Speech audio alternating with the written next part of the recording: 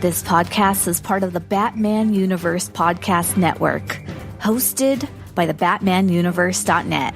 Check out everything related to Batman and the entire Bat family at the BatmanUniverse.net, including news and original content related to comics, movies, television, merchandise, video games, and more. Also, check out some of the other unique podcasts that TBU has to offer. Consider supporting this podcast by becoming a patron on Patreon. Even $1 can go a long way in supporting this content that you enjoy.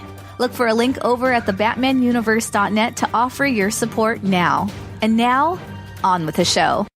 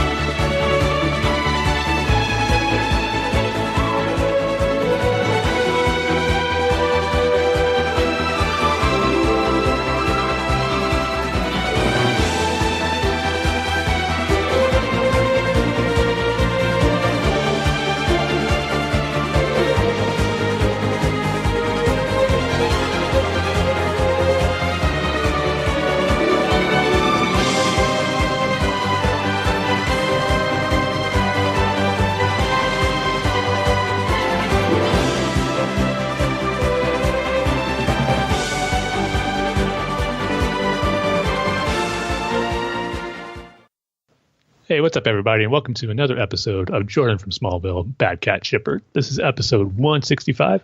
My name is Tim. I'm going to be your host for this one, but joining me, as always, is Dane. Dane, how's it going? Hey, Tim. I've been wondering about something, right? I was just wondering, like, you guys on the mainland, when you guys were kids, what did you guys do for fun, like with your friends and stuff? We actually did a lot of outside playing, really, like playing baseball, catch, rollerblading. We did a lot of rollerblading back in the early mid to mid 90s. Yeah, and just playing different sports. Like we had a basketball hoop in our backyard and just playing outside. So did a lot of that. And of course, once we got video games came into the picture, then but it didn't fully. Indoor. Yeah, no, I wouldn't say everything. We still kind of had a balance of going outside and playing video games too. So, well, that's kind of what we did. Oh, okay. I was just wondering. Was it a lot different for you in Hawaii? Yeah, I guess. Because the houses are smaller, so nobody really had a basketball rim or anything, and the main thing was we didn't want to go to public parks, right? Okay. Because I guess just the way things are here is if tourists don't go there, it's not going to get upgraded. Okay. So it was pretty run down. People would drink and do drugs and stuff like that. So we would go to the beach, surf, bodyboard, body surf, That's cool. Yeah. Do you still do much surfing, or? No way. I'm too old for that. The last time I went was maybe like 3 or 4 years ago. Okay, with my sister. Not too long ago, though. It's kind of recent. Well, you didn't let me finish my story. Okay. I'm sorry. She wanted to go surfing, so we went, and I just paddling out there, out to the spot is so exhausting. I was gassed just paddling out there, and then you got to fight waves, and we surfed, we went back, went home, went to sleep. Next morning, I couldn't get up. My entire body was sore. Wow. So I was like, oh yeah, that's not for me anymore, I guess. But yeah, I feel like Bruce Wayne after a fight with Bane, huh? Yeah, except I was just paddling out to the surf spot.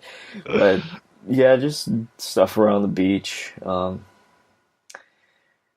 Back in the day, the beach we used to go to, ever since these lists started coming out, like the most beautiful beaches in the world, started coming out, or most beautiful beaches in America started coming out. Well, before that, there would be nobody, then no tourists, just local people. But now it's like, you can't find a spot to sit on the beach because it's packed, because people read these lists and they want to see it. And so yeah, I was just wondering, like, because you don't have any beaches. I mean, I know you're in California, but yeah, we went to some beaches. I gotta be honest, not really much of a beach guy. Oh, really, Tim? Yeah. the guy that loves Star Wars and Batman and video games. Yeah. I guess I'll just quote Anakin here. I don't like sand. It gets everywhere. But speaking of Star Wars, I saw your poll on the Saga Continues podcast Twitter. I'm gonna have to go with Enfys Nest. That was the winner. I mean, the poll was like the coolest new helmeted characters in the 4 new movies we got so far. It was Enfys Nest, Captain Phasma, Death Troopers, and the Praetorian Guards. So, and man, Enfys Nest, when the first poll went up, like the first 10 votes were all Enfys Nest, like 100%. I was like, oh man, she's going to dominate this. But I think the Death Troopers caught up. And boy, talk about hard choices. I could pick easily 3 of those choices. Phasma, Death Troopers, Enfys Nest, all those costumes are great. I still don't know which one I would choose. Really, I go back and forth between Death Troopers and Captain Phasma mainly, but Enfys Nest is pretty close as well. I mean, so many great new designs in these new movies we're getting. Yeah, it's probably Enfys Nest for me, followed by the Praetorian Guards, Phasma, and then the Death Troopers. Really, Death Troopers at last, huh? Yeah. I don't know about that, Dean. Yeah, I wasn't too hot on it, I mean, I wasn't too excited about it the way you obviously were. Yes. I mean, with The Last Jedi aside, I mean, just the Praetorian Guards are pretty cool, but each new movie just comes out with a new design I just like fall in love with. First it was Phasma, then the Death Troopers, and then later with Enfys Nest. It's just all so cool. And that's what Star Wars is known for: cool looking helmeted characters going all the way back from the beginning. The fact that they created these new designs and continuing that is just awesome to me. Yeah, but to me, the reason why I kind of put Phasma and Death Troopers towards the end is because they're kind of derivative of just a regular stormtrooper. Yeah, that's fair. Armor.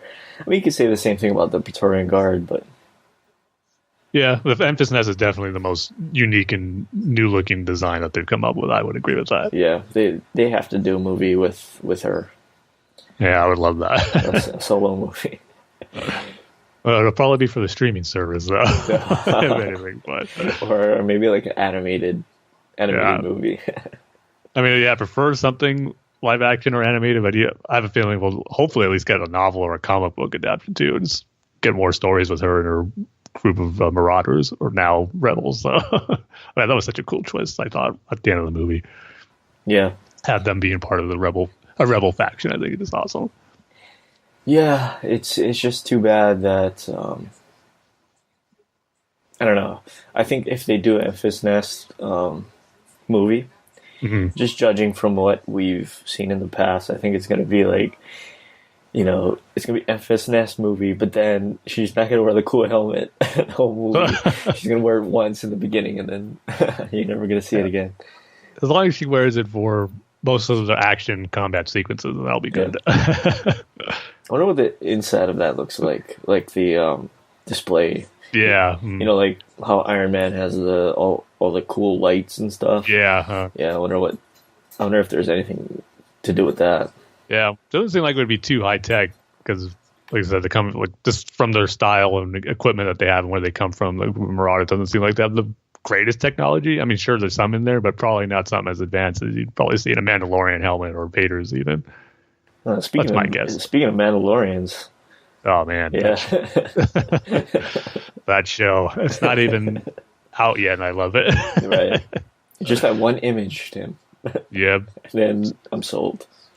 Yeah, and the directors list on there, like, Yeah. geez, it's like one after another. So much talent. I mean, Dave Filoni finally getting his chance to direct in live action is going to be so cool. I don't know if you saw it just yesterday, Friday, where Jon Favreau posted that picture of Dave directing with Lucas and him and Favreau himself standing together. This looks so cool. I'm so glad Lucas is there on the set, just knowing that he's, maybe not be involved with it anymore, but he's still there checking on things, and I'm sure giving a little bit of advice to what's going on there on the set is just awesome. And just the fact that Dave Filoni's doing his live action debut and knowing where he came from with developing the Clone Wars with George Lucas and pretty much being George Lucas's apprentice, I don't think Star Wars, for Lucas to be there to see his live action directorial debut is pretty awesome. So yeah, that was a really cool photo to get yesterday. Is the Resistance show getting any better or no? Well, it's only the 3 episodes there they showed like all in one day. Well, premiered the first one, and the other 2 are on the app, which I watched. And so I'm still waiting for a new episode since I saw those first 2. But it is pretty much what I expect it to be. It's definitely for a younger audience. And the only thing is that they're not really diving into the Resistance aspect of it yet. And it's because it's going to be based on, of course, obviously that with the title, and a lot of it has to deal with racing, like flying ships and racing tournaments and all that. And I haven't got much of that. I was actually kind of surprised how, kind of slow it was, even being more for a younger audience. You think it'd be kind of more fast paced with action sequences in there, but it's actually pretty light on those in the first 3 episodes. So, of course, I'm still going to watch it. I'm not writing it off just yet. It's still fine for what it is. It's just not up to the level of Rebels and Clone Wars just yet. So, but I love the animation style. I think it's really, really cool and unique for it. I really like how it looks. So I think it'll eventually get to that Resistance, like first order conflict stuff I'm waiting for. So this might be a slow trek to get there. Yeah, it's like it's like anime style, right? Yeah, it's not. They always say it's inspired by anime, but I don't know if I'd call it an anime directly style that they're using. But you can definitely see the influence that they're using with it. Well, hopefully it gets better. Yeah. Well, if any big stuff happens, I'll let you know. Just when I told you to watch the Darth Vader Ahsoka fighting Rebels. Yeah, I bought those episodes too. Yeah, because well worth it. I couldn't stream it, so I ended up buying it. Yeah, well worth it. Yes, I don't think you're disappointed. Hopefully, would Ahsoka show up? She would, right? In Resistance. They could. Her stories at that time period is open-ended. Last week, did you see the final episode of Rebel? No. Because what happened was the main character, Ezra, got, these creatures called a Purgle will pretty much like have light speed built into them. That's probably where they got the light speed technology in the Star Wars universe.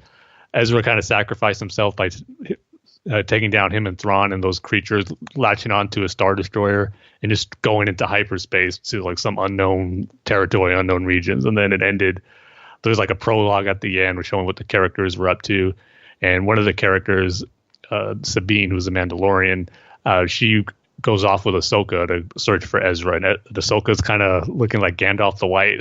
She has like a white cloak on. She has a staff. And so they're off looking for Ezra. So we don't know how long that's going to take, but that moment in the final episode took place right at the end of the Battle of Endor. So we know Ahsoka is around post Return of the Jedi. It's just a matter of what she's doing and how long it takes for her to find Ezra. So she definitely could show up in Resistance, but we just don't know. But I hope she does. I mean, we're definitely going to get more stories with her. It's just a matter of how and when. And this that's series. Right. I totally forgot about the Clone Wars. They're doing the final season. Yeah, on the Disney app. It's one of the many Star Wars highlights of 2019. It's going to be a big year next year for Star Wars. Clone Wars, Episode 9, obviously. Celebration, who knows what new announcements we're going to get there to get excited about. Plus the Star Wars Galaxy's Edge land coming to Disneyland probably in summer. So, yeah, it's going to be Star Wars, Nirvana almost around with all this great stuff coming out. I can't wait. Right. But I know we haven't talked much Star Wars on the show in a while, catching up with some of the big stuff going on. So that was fun. Yeah, Even though I talk did. about it on another podcast, I still love talking to you about it, Dane. So yeah, I know you do like 5-hour podcasts, and then you do other people's podcasts about Star Wars. So in total, you've done like 15 hours, and then you come on here and talk about Star Wars. Hey, I can never get sick of it.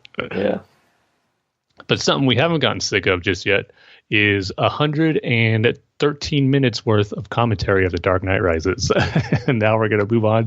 Well, I should say 112 because now we're on the 113th minute going to 114. So, as always, go ahead and get your media formats that are still relevant today, like VHS, Betamax, Laserdisc, DVD, HD, DVD, Blu-ray, now because of 4K, but people are still using Blu-ray, and also your projector, your Blockbuster membership certificate card, your Netflix physical media, and the greatest format ever created, your VHS to DVD converter, which what we're using right now. It's the only way. Yeah, the only way to experience true movie making. It's the way Christopher Nolan wanted it. Mm-hmm. Yep.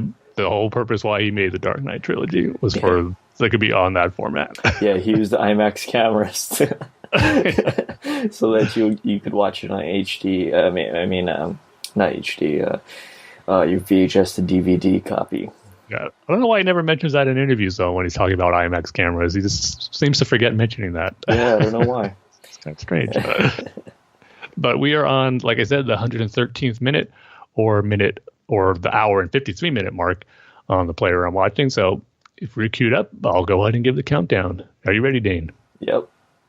3, 2, 1, go. As we're in that government control room, as Bruce Wayne is watching in horror as Bane hung those government agents over the bridge. Yeah, again, did they have like a cable line going into the prison? Yeah. Rabbit ears? Yeah, should have looked at that TV a little closer to see if there was rabbit ears. I didn't notice it, but I mean, prison can't be all bad if you got a TV, right? But yeah. I'm sure most of the inmates there aren't as close to it as Bruce Wayne's cell is. I mean, that's literally all you're doing is watching TV all day if you're in that prison. And who knows how many channels he's getting. I have a feeling it might just be the Gotham News, the local station. And Bruce is making another attempt at the climb. This is definitely not the climb. And that's where we'll end things, as he's hanging from another failure attempt of making the climb. But will he do it next time? Find out. Same Bat Commentary channel, same Bat Commentary time. Yeah, because obviously people don't know if he'll make it or not, we got to try to stay spoiler free too till our next episode. So be careful out there, everybody. But with that, we can go into our feature topic for this episode. And this one is going to be another countdown topic that should be pretty fun.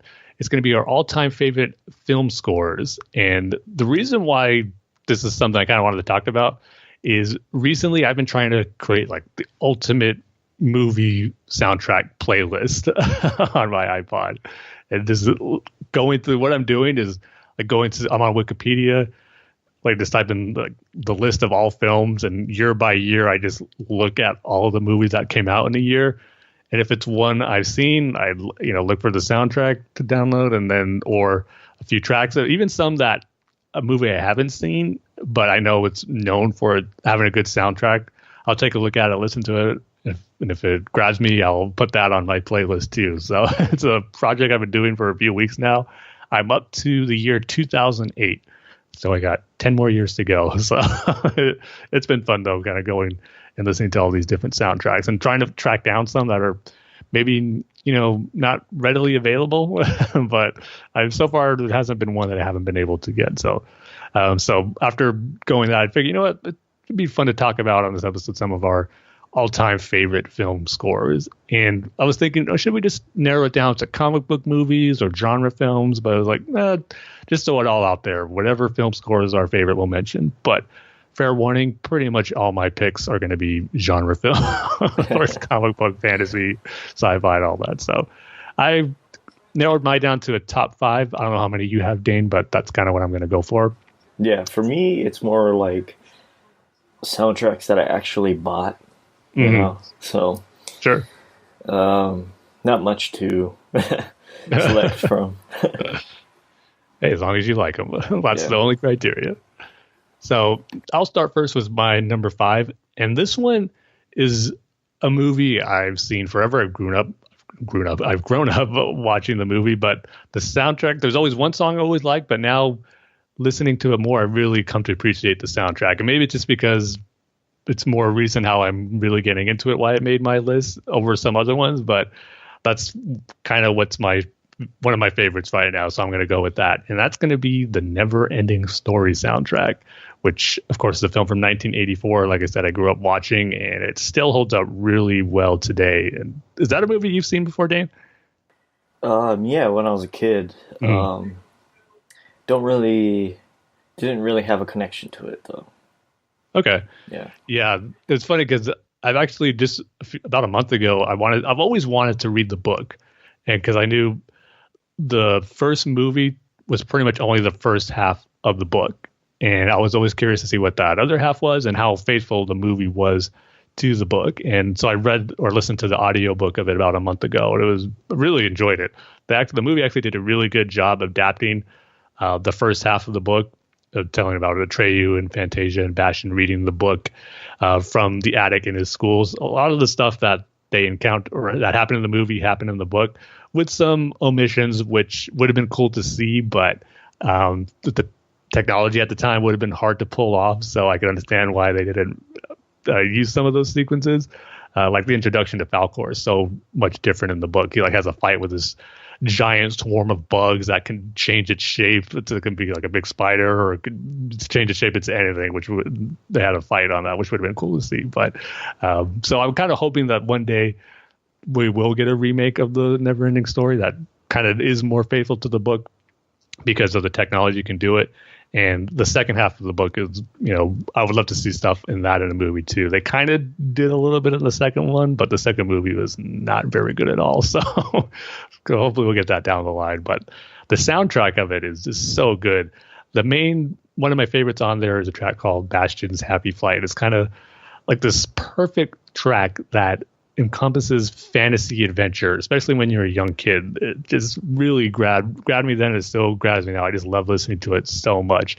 And so that one sticks out to me. Just a great fantasy thing. But then just what I've come to appreciate kind of as I've seen the movie as older and really getting into the soundtrack, just the overall themes, like the Fantasia theme of the world is really good. Just the whole fantasy vibe I get from the soundtrack is really good. It's like a mix of fantasy and 80s synth style on some track, but it just blends into a nice, really cool score that I'm really digging into now. So that one is going to be my number 5 pick, The Neverending Story. I think it's kind of underappreciated because you don't hear it too much, and amongst like the fantasy and genre type films as having a really solid soundtrack, but I think it should be considered as one of the better ones. Probably not everyone's favorite, but I think it should be at least be mentioned a little bit more because I think it's great.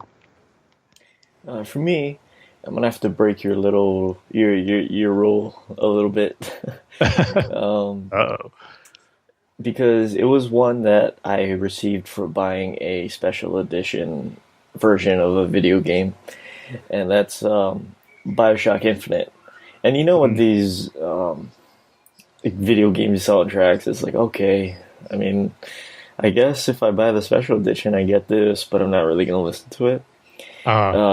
This one is definitely worth listening to. I mean, for one thing, you have a full score, right? And then you have all these cover songs of these traditional American songs, like Can the Circle Be Unbroken, Old Time Religion, Grand Old Flag, and stuff. And then you have these covers, these weird covers, because the story of the game is they're time traveling. They're opening up portals, and they're going into different time periods. So They also have like, I mean, the game takes place in like 1912 or something. But they have these weird covers like "Girls Just Want to Have Fun," and Okay.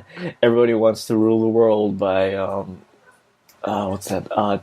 "Tears for Fears," and then "God Only Knows" by the Beach Boys, and then they have Lead Belly songs and "Fortunate Son" and "Tainted Love," and And you know, talk about a variety. it's all different. Like I think it's the "Fortunate Son" cover, the CCR cover.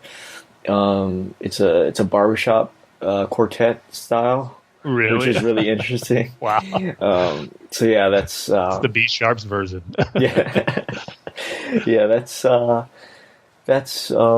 was really interesting to say the least. So I'm gonna say the BioShock Infinite soundtrack. That's crazy. Yeah. Yeah.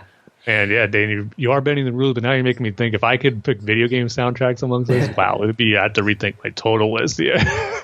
Well, I mean, for me, it's when I get a video game soundtrack, it's like, I'm never gonna listen to that. But yeah, for some reason, I listened to the BioShock Infinite soundtrack. So yeah, I'm going to be really old school here. As great as like video game soundtracks are now that are pretty much movie quality, Yeah. I still prefer the NES 8-bit, Super Nintendo, Genesis 16-bit sounds. I just love those so much. It's probably more nostalgia than anything, but it just takes me back to my childhood and just loving those games and the music there. So I'm all about the old school 8-bit MIDI sound when it comes to video games. Especially that Batman NES game. Yep. Yeah. You know me well. But continuing on with my number 4 pick, be going into the comic book genre here, and this is going to be Man of Steel. And yeah, it's quite a feat, I would say, for me to have a Superman soundtrack here that isn't the one by John Williams. And the reason for that is John Williams' Superman theme will always be my favorite Superman theme. It's just iconic. It fits the character so perfectly. I don't think it'll ever be topped. Then you got like the love theme between him and Lois, which is really good. But other than those two, the soundtrack never really stood out with me as a whole, whereas Man of Steel did, where that just has tons of great soundtracks, or tracks on the soundtrack, I should say. And it's just very atmospheric, which of course Hans Zimmer does great with, this and Batman Begins, the Dark Knight trilogy. It's just really great songs that pull you into the universe and the story that's being told here. But with Man of Steel, I think even more so with the Dark Knight trilogy, there's just some really great standout tracks and themes in here. I mean, talk about a Superman theme that, like I said, it doesn't top John Williams' iconic Superman theme, even though I know there's a lot of people out there who prefer Man of Steel's theme, and I can't argue with that because it is great. So just the fact that he's able to create a theme that's entirely different than John Williams' Superman theme, but yet have it fit the character and is being one that can stick with you as well, is, I think, a feat in itself. And then you encompass that with other great tracks on here. Like one of my favorites is just the opening, Look to the Stars, when we're on Krypton, and just the music that plays when the birth of Kal-El, and just this music that plays when Jor-El and all the action sequence he's had on there just has that sci-fi feel to it, which is awesome. But then probably my favorite track on the whole soundtrack is the one, If You Love These People, and that of course is the controversial and infamous scene of Superman snapping Zod's neck. But that piece of the violin playing on there, as Superman is begging Zod to stop and to not kill those people, knowing what he might have to do, it just captures the emotion of it perfectly. And even leading up to that, in that track, where it's the final bits of the fight between Superman and Zod, is a great piece too. And then moving into that emotional piece is really great. And then ending it on a fantastic track with, what are you going to do when you're not saving the world? It encompasses the new Superman theme, and it just really gets you. I remember at the movies watching for the first time, getting excited for what's next with this new Superman we were getting. And a lot of it had to do with the music that was playing there. So yeah, I had to put Man of Steel on here just for the feat of Hans Zimmer doing something truly unique and different from an already iconic Superman soundtrack that, in my opinion, I don't think anyone could ever got close to, and Hans Zimmer got pretty darn close. So I've got to have it on my list just for that. But it's such a great soundtrack, arguably one of the greatest, definitely one of the greatest comic book movie soundtracks ever, and just a great soundtrack in general. Yeah, I'm gonna have to agree with you. The Man of Steel soundtrack is my next pick. Didn't expect it to be that good because if you're going up against John Williams, I mean, how well can you do if you're not doing a cover of his score, right? Exactly. So yeah, I'll say it again, Tim. I like the Man of Steel score. I mean, main theme better than the John Williams one. Yeah, you're one of those fans Yeah. I was referring to. Yep. Yeah.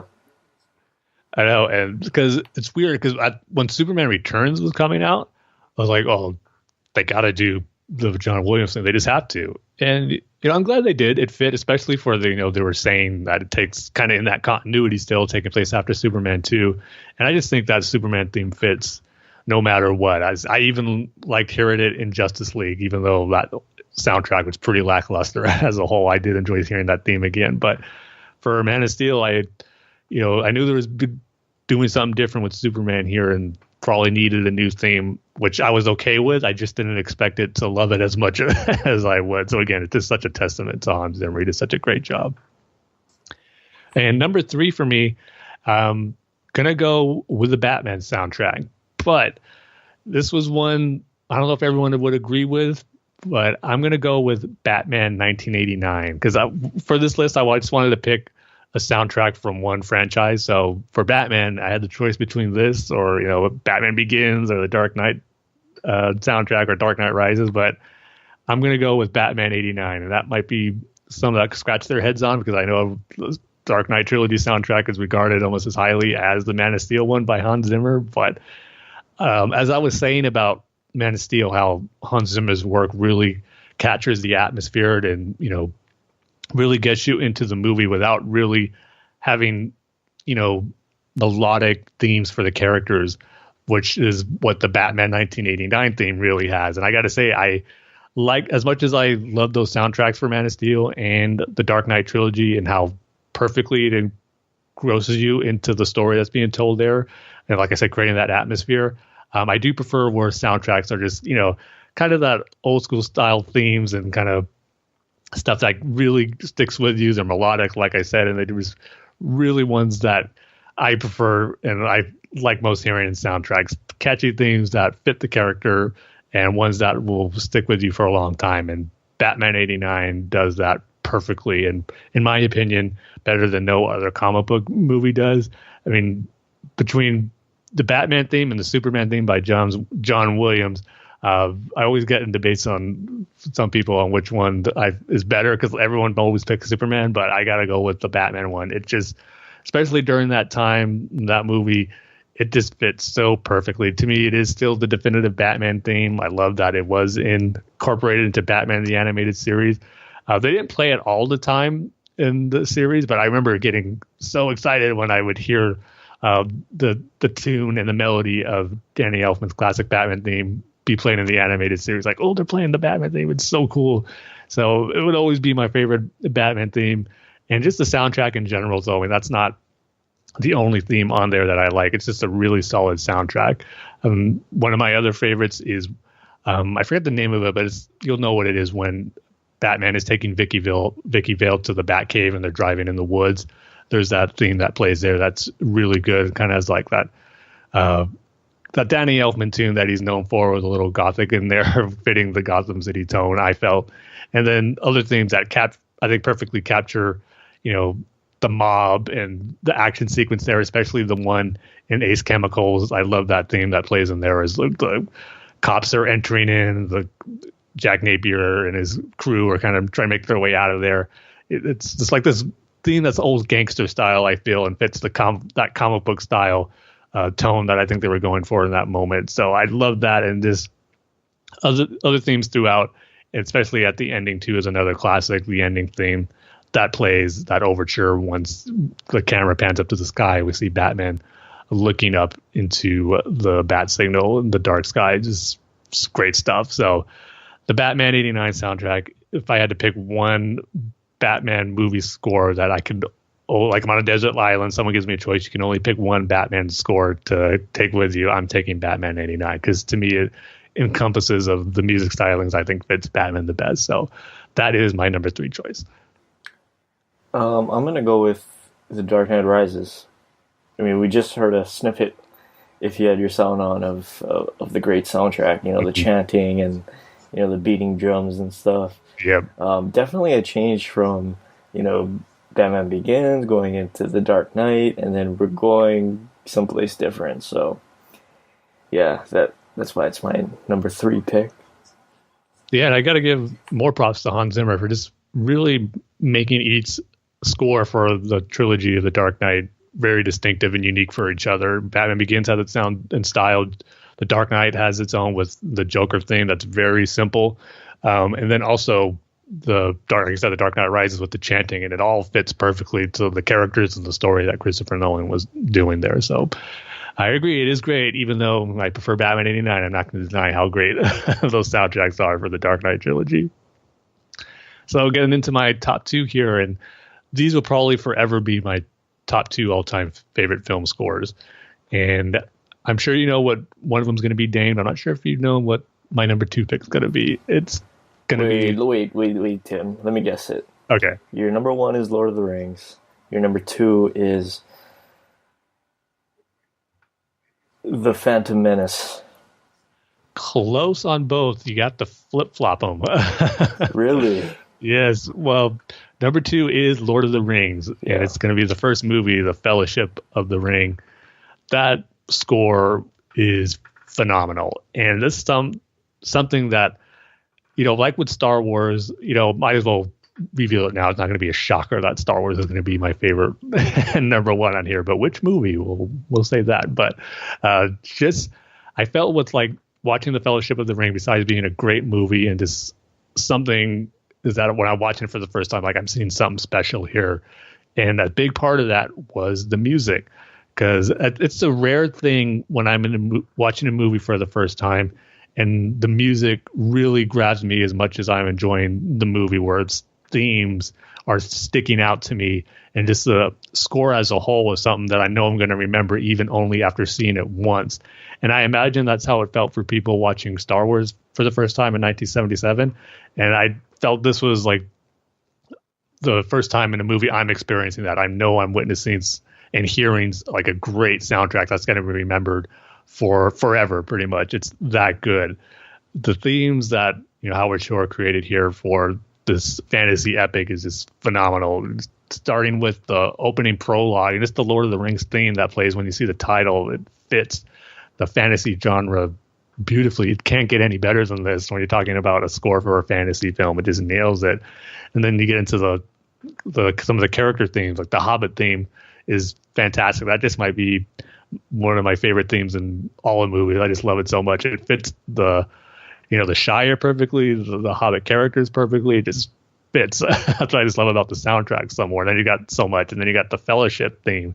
Is just a great theme that comes on that plays, once they first come together. It starts out kind of subtle, but then in the first moment where you see all of them together, they're coming, like there's this camera shot where they're all walking towards the camera as they're going up this hill on a mountain, and it plays the full Fellowship theme for the first time. It's great. And you hear it throughout, whether in the Mines of Moria and the Bridge of Khazad-dûm. And this great emotional tracks as well. Probably my favorite track from the entire soundtrack and of the Lord of the Rings trilogy is the final track, The Breaking of the Fellowship. The movie kind of ends on a downer, but yet on a hopeful note as well. And that's what that track does. It kind of tugs at your heartstrings a little bit in certain, even if you don't know the context of the film. I think just hearing that will kind of has that emotional pull that I just love, and just captures the ending of that story beautifully. It's just perfect. That's all the word I could just describe it. Perfect. And that's so rare for these, I think, especially genre type films and nowadays where it's kind of hard to have memorable themes in more recent movies, in my opinion. I really truly feel that the Lord of the Rings, especially the Fellowship of the Ring, is like, for me anyway, the truly last great, film soundtrack that I've heard, where for the first time where everything just sticks with you. I just couldn't wait to hear it, where I had to buy the soundtrack right away after I saw it. It just was that special. So that's always going to be up there as my all-time favorites, and it probably will be at number 2, because my number 1 pick ain't going away anytime soon as well, which is going to be Star Wars. But, You guessed the Phantom Menace, Dane. It's not that one. Any other guess before I reveal? Revenge of the Sith. Nope. Empire. Even though Empires. No, not Empire. Soundtrack.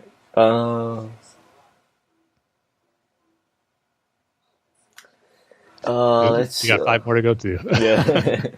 Well, I should say 7 if you're counting the Star Wars Stories film. I will say it's not one of those ones, even though they're great soundtrack. The Last Jedi. Nope. Am I closer or farther away? You're further away. The original Star Wars soundtrack? Yes, that's it. Wow. It is A New Hope. Mm-hmm. There's just something about it, despite being where it all began, and that's where all the iconic themes come from. That plays a big part of it. There's just a sound about it that I love so much, and I think it is the one that, out of all the soundtrack, has the greatest flow of it as far as the great themes and scores that encompasses the action and the emotional beats that come in A New Hope too. It's just a flawless soundtrack, and like I said, creating these iconic themes for the first time. I mean, just right off the bat, the Star Wars main title, how great is that? Then you throw in Princess Leia's theme, which is fantastic and one of the best pieces by John Williams ever. Then you throw in my personal favorite, probably out of all the Star Wars tracks and themes, is Binary Sunset, which is pretty much the Force theme. I mean, man, that track still gives me goosebumps every time I hear it. It's so great. I mean, not only when it fits perfectly with the visuals of Luke staring out into the twin suns, but just when you listen to it on its own, it's just magical in a way. I just love that piece so much. Then you throw in the great tracks for the action sequences. The TIE Fighter attack on the Millennium Falcon, that's my favorite Star Wars piece of music for any action sequence that I always love when it gets repraised. Like in The Last Jedi, they played it, and in Solo, they played it again. So I'm pretty sure they played it in Solo. Now I'm confusing myself if it was because they played the asteroid field track from Empire in Solo. Now, see, I'm doubting myself on it now. But I'm pretty sure that TIE Fighter attack song was in Solo as well. So I'll have to go back and check to see if it's on there. So yeah, just A New Hope has it all, really. It's just a flawless soundtrack from beginning to end. And he's throwing the Cantina song in there for something that's totally different, but is just as good as some of the other orchestral stuff in there. So yeah, Star Wars A New Hope is my definitive and all-time favorite film score soundtrack. And I know there might be some listeners out there who are big movie buffs, a lot more than me, who might be rolling their eyes. They're like, oh, these soundtracks are great for the genre films. And I'm sure there's other soundtracks that, are especially great and considered the all-time best for either drama films, and some that probably won best film score at the Oscars. But these are the ones I always go to and always remain my personal favorite. So yeah, Star Wars, Lord of the Rings, Batman, Man of Steel, Never-Ending Story. For right now, like I said, I'm just really getting into that as I listen to the audiobook.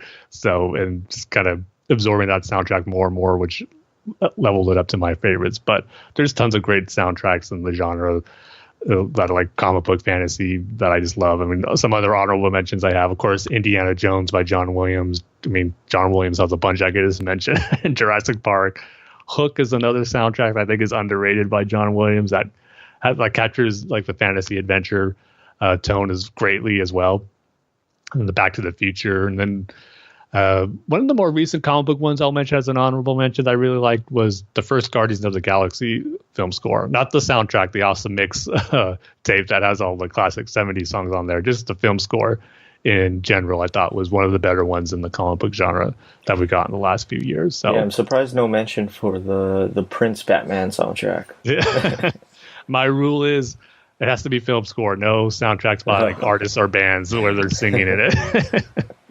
I'm applying that to my ultimate movie film score playlist as well. No like stuff like the Prince soundtrack and anything like Guardians of the Galaxy where there's songs on there that are associated with it, but if it has to be just music only, no vocal tracks. Okay, so if Dave Grohl decides to do a soundtrack, it doesn't count.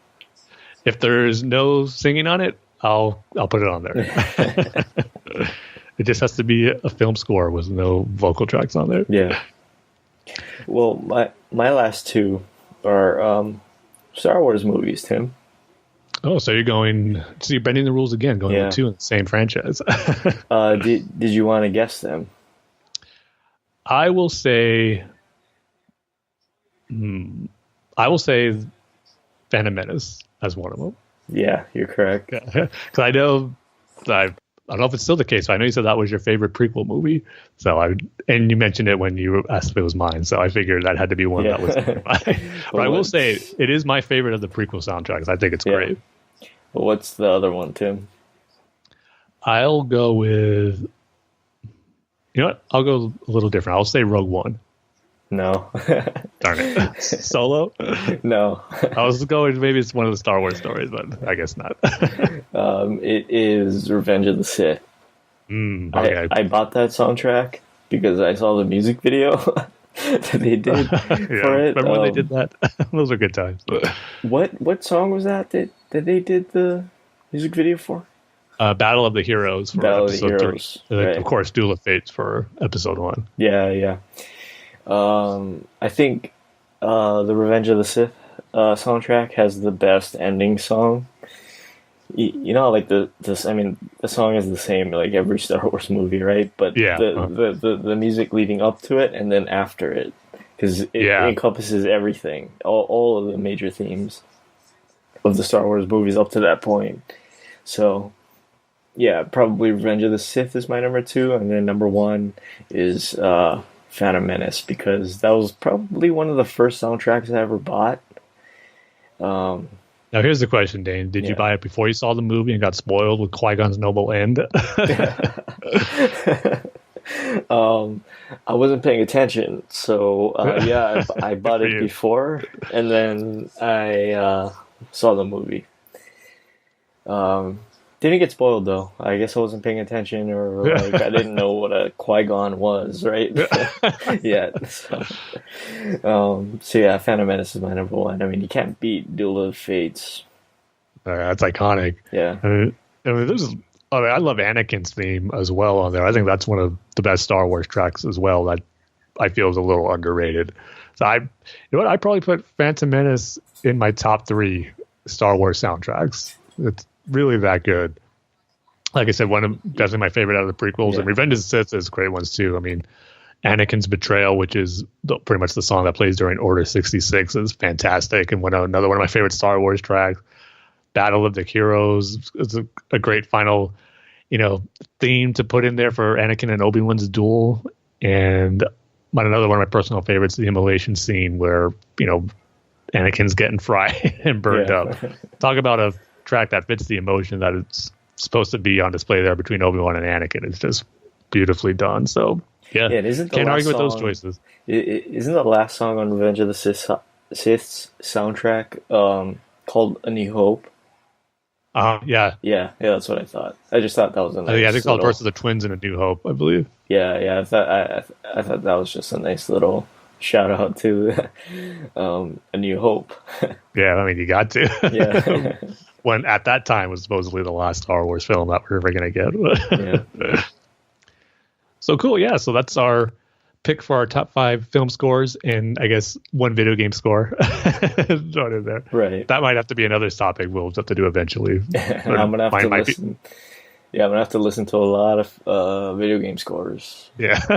Yeah, but how would we do like Grand Theft Auto, right? Because they have all the radio stations. That's true. Yeah. Well, I'd pick games just like I'm doing with movies. Only ones that have original like scores and no singing on there, not licensed tracks. So Mario, then Mario's your number 1. Number 2 is Zelda. Number 3 is the Metroid theme. Well, number 4 is Mega Man. No, I'm sorry. Even though Mega Man has some good songs, but the ones that would definitely be in my top 5 would be Zelda. But I don't even know if Mario would make it. But it's a classic, Mario, Tim.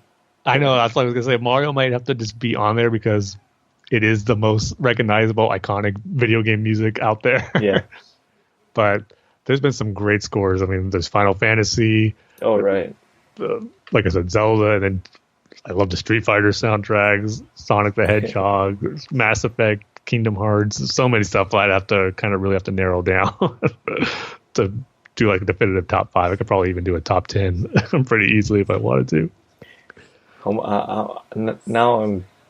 Now I think this has to be our next feature topic because I'm curious, like what your picks would be. They'd probably all be games that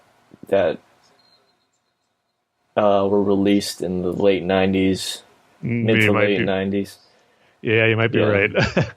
I could, I might have to expand it for a top 10 because I could probably easily do that. So, okay, if no big announcements or news comes out, our next topic will be favorite video game soundtrack scores. Or maybe like the next one after that could be favorite TV themes, right? So like, there you go. Yeah, like you could have the animated series song, 66 Power Rangers, Batman. I guess. Yeah. That's going to be a hard one for me. That might be my most hard one to narrow down. Yeah. Because there's a lot of great themes. Pokemon, I guess. I remember that had a song. Yeah, because I have a playlist of that too. Not as extensive as I'm doing for my movie ones, but I do have a TV theme playlist that has quite a few songs on there that I like. So, yeah, that'll be another one I have to do. It'll be a musical theme next few episodes. Clone Wars didn't really have a theme, so it had a main theme when the title card came up. Yeah, but it was just like a blast of music, right? It wasn't like a. I think it could be considered a piece of music on its own. It's taking homage from, of course, the main Star Wars theme, but it's different enough, I feel, anyway. Or what you could say is the cello at the end of the last episode of Clone Wars. There you go. Yeah, that's kind of funny that, or I brought that up, was that was the first episode. The last episode was the first episode that I actually watched on TV that I didn't have to catch up on. Well, so I think remember we were talking about that. That was the first one, and you ruined it. That was the first one you got to cancel, Dane. Yeah, I got it canceled. But it's back now, so no hard feelings. Yeah. So yeah, that does it for our feature topic. But before we fully move on, want to read a couple of responses on Twitter for a couple of our followers who chimed in with their favorite film scores. And first up, Oliver Bourne at Bourne Scribe says the Blade Runner soundtrack by probably going to butcher his name, Vangelis. Yeah. I okay. mean, that would have been on my list, but I don't know. It's just one of those soundtracks that you listen to when you don't have to pay attention to it, because it's if you're like really listening to it, it gets kind of boring. So you just need it as background music while you're working music or something. Ambient music. There you go. Would be See, I say this all the time because Blade Runner is regarded as like one of the great sci-fi films, and it's still a movie I haven't seen yet, and I feel bad about it because I've had people tell me I still need to see it. But I did. That's one of the movies I was talking about at the beginning, where even though it's one I haven't seen, I know it's held in high regard, and I listened to a few songs to put on my playlist on there. So I do know of a couple of songs, even though I haven't seen the movie just yet. And I will say, Tim, I mean, like I said before, I think Harrison Ford's appearance in Blade Runner 2049 is better than the episode 7.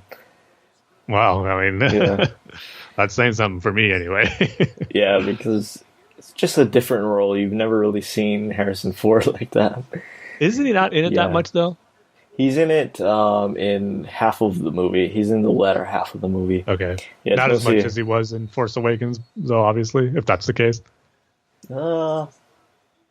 If you take out all of the stuff on his older ship, you know that with that big beast, I can't remember what it's called. Yeah, if you take that out, it should be about equal. Yeah. Okay, gotcha. And there's like way I wouldn't say the emotional payoff is about the same in both movies. Okay. Yeah. Yeah, one of these days I gotta watch both of those films. I know I've heard great things about Blade Runner 2049. I know from you and some other people I've interacted with, so that's got to be put on my list for great movies that I know are held in high regard that I haven't seen yet. Yeah. Have you seen I don't know. What's like a classic movie? Gone with the Wind. I have seen that. You have? Yeah. Why? But a long time. Well, I shouldn't say. I haven't seen the whole movie. Just as a kid, I know my parents wanted to show it to me because they love it. But as a little kid, it's kind of hard to sit through almost 4 hours. So. Yeah. Isn't there intermission in that movie? I think there's like a probably. Yeah, it's got to be. I mean, I haven't seen Citizen Kane either, which is held as the greatest movie ever. It's quite a few probably classics I haven't seen that I probably should. What about like something in the 70s? Like I don't know. Like I haven't seen The Godfather. I know that's considered a classic as well. Can't get through them. I just can't sit through them. Really, it's boring. It's so boring. I mean, I know it's supposed to be subtle, I mean, but I don't know. It's just so boring. It's like, okay, like it's flatlining throughout the movie, and then all of a sudden, something happens, and then after that, it goes back down, and it's just. I mean, I guess it's supposed to be subtle, right? So, but I know that has a good film score too. Haven't really heard it. I know a few, like the main Godfather theme I'm familiar with.